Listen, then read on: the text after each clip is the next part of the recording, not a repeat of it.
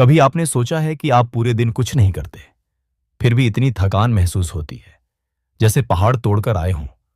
ऐसा लगता है जैसे किसी ने आपकी आत्मा को चुपचाप चूस लिया हो।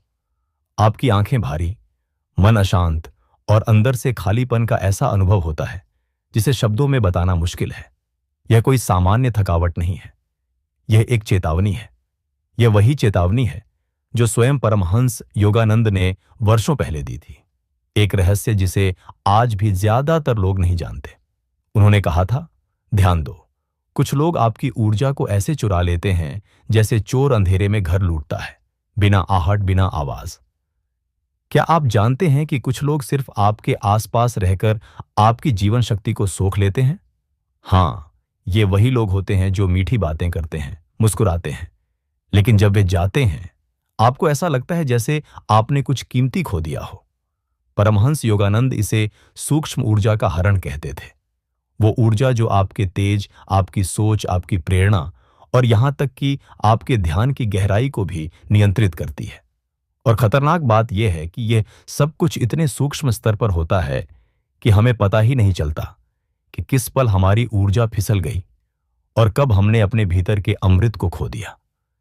एक साधक ने योगानंद से पूछा था, गुरुदेव, मैंने तो कोई गलत काम नहीं किया, फिर मेरी साधना में गिरावट क्यों आ रही है? योगानंद ने उसकी आंखों में गहराई से देखा और कहा, तुमने कुछ नहीं किया, लेकिन जिनसे तुम घिरे हो उन्होंने बहुत कुछ किया है। तुम्हारी ऊर्जा को धीरे धीरे सोख लिया है।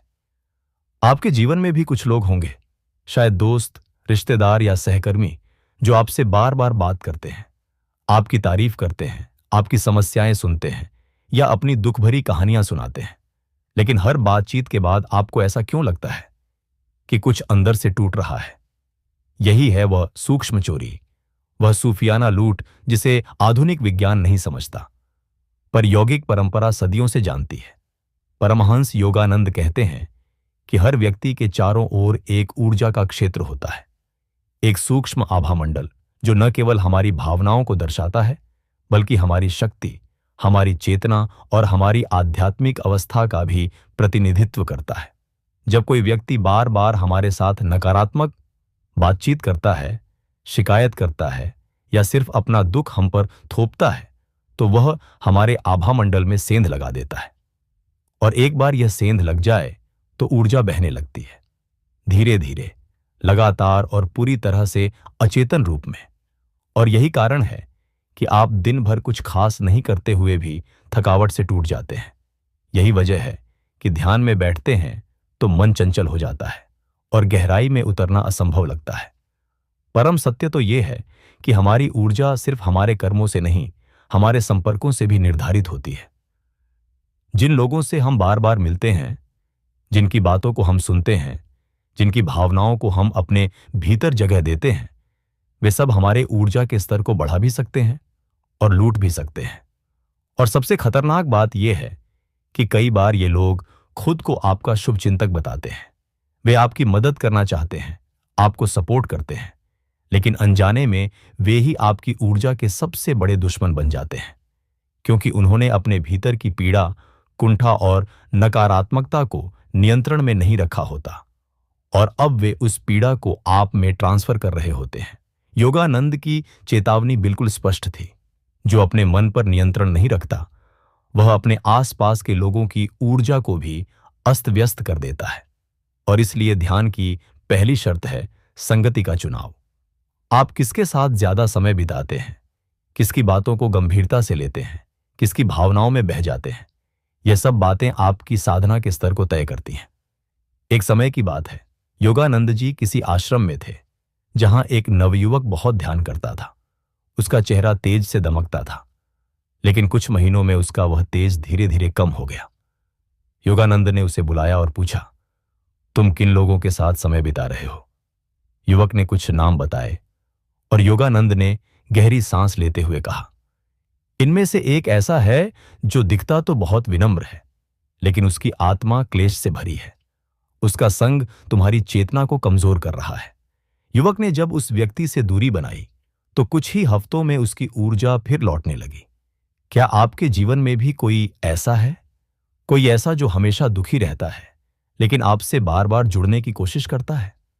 कोई ऐसा जो आपको सुनने के बहाने अपने दर्द का पहाड़ आपके सिर पर रख देता है?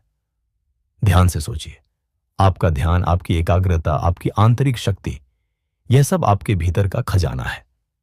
इन्हें सुरक्षित रखना आपकी जिम्मेदारी है और इसके लिए जरूरी है कि आप ऊर्जा के इन चोरों को पहचानें, क्योंकि अगर आपने इनकी सही समय पर पहचान नहीं की तो आपकी साधना सिर्फ एक औपचारिकता बनकर रह जाएगी। और यहीं से शुरू होती है उस ज्ञान की यात्रा जो केवल कुछ को ही प्राप्त होती है, जो सजग होते हैं, जागरूक होते हैं, जो जानते हैं कि ऊर्जा की रक्षा किसी धन से कम नहीं। अब सवाल यह उठता है कि हम इन चुपचाप ऊर्जा चुराने वालों को पहचानें कैसे, और अगर पहचान भी लें तो उनसे कैसे बचें? क्या हर किसी से दूरी बना लेनी चाहिए, या कोई ऐसी युक्ति है जिससे हम अपनी ऊर्जा को सुरक्षित रख सकते हैं, भले ही आसपास कितनी भी नकारात्मकता हो? इसका उत्तर है हाँ। एक प्राचीन तकनीक है, एक सरल लेकिन शक्तिशाली साधना है, जिसे जानकर आप अपनी ऊर्जा को इतना मजबूत बना सकते हैं कि कोई भी चुपके से उसे छू भी न सके।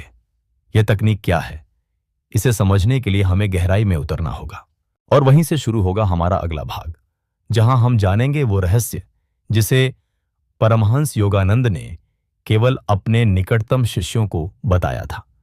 जैसे जैसे हम परमहंस योगानंद की उस चेतावनी के गहरे रहस्य में उतरते हैं, एक बात और स्पष्ट होती जाती है। यह दुनिया केवल भौतिक नहीं है, यह ऊर्जा की दुनिया है, जहां हर संबंध, हर भावना, हर विचार एक कंपन है, एक तरंग है जो या तो हमें ऊपर उठा सकती है या धीरे धीरे अंदर ही अंदर हमें खत्म कर सकती है। पहले भाग में हमने जाना कि कैसे कुछ लोग अनजाने में या जानबूझकर हमारी ऊर्जा को सोखते हैं, हमें कमजोर बनाते हैं और हमारी साधना को भीतर से खोखला कर देते हैं। अब हम उस रहस्य पर प्रकाश डालेंगे जिसे जानकर आप स्वयं को इन सूक्ष्म चोरों से सुरक्षित कर सकते हैं। परमहंस योगानंद ने एक बार कहा था, यदि तुम चाहो कि कोई तुम्हारी आत्मा को छू भी न सके तो तुम्हें अपनी ऊर्जा को दीवारों की तरह घेरना होगा, एक ऐसे संरक्षण के कवच में जो नजर न आए लेकिन अटल हो। उन्होंने यह संरक्षण साधना के माध्यम से संभव बताया। ध्यान, मंत्र जाप और सबसे अधिक प्रभावी तकनीक, कंपन संधारण। यह एक ऐसी यौगिक विधि है जिसमें साधक अपनी ऊर्जा को बाहरी प्रभावों से सुरक्षित रखने के लिए एक कंपन का आवरण बनाता है। यह कोई तांत्रिक क्रिया नहीं बल्कि सूक्ष्म विज्ञान है। जब भी आप ध्यान में बैठते हैं और अपने भीतर की ऊर्जा को एकत्रित करते हैं तो उस समय आपके चारों ओर एक कंपन बनता है। यही कंपन आपकी रक्षा करता है। लेकिन यदि आपने ध्यान के बाद फिर से उन्हीं लोगों से बातचीत शुरू कर दी जो आपकी ऊर्जा चुराते हैं, तो यह कंपन टूट जाता है और आप फिर से उसी चक्रव्यूह में फंस जाते हैं।